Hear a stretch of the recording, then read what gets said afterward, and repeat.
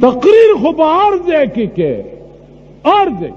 والله چې تاسو نه نه یریدئ چې دې سینماګانو کې ما اوس 2 لکه تقریرونه کړي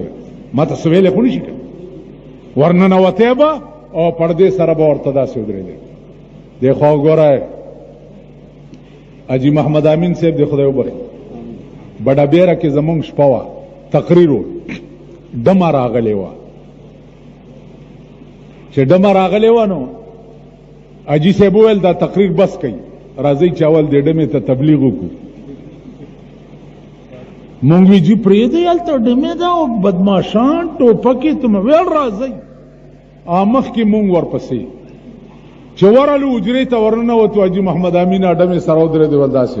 ویل لږ صبر او حجرې ولاک بک شو چې دا خو مولیان راننوتو ویل واوره یا د خدای بندګانو داسې په چغه وایي څوک چې د خدای بنده وي نو جومات ته راشئ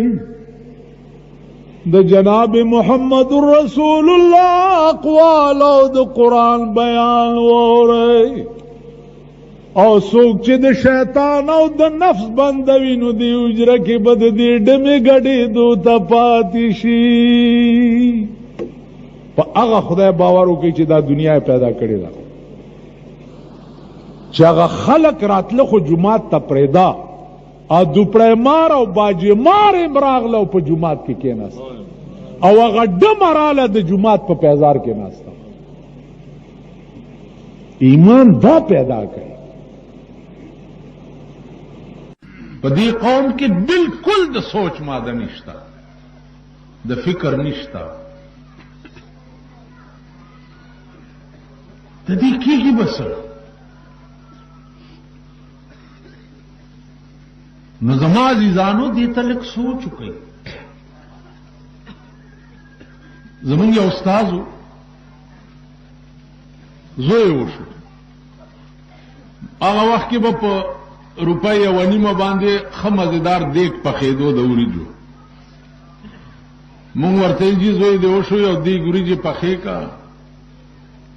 طالبان ورته راغونډ شو ویل ولې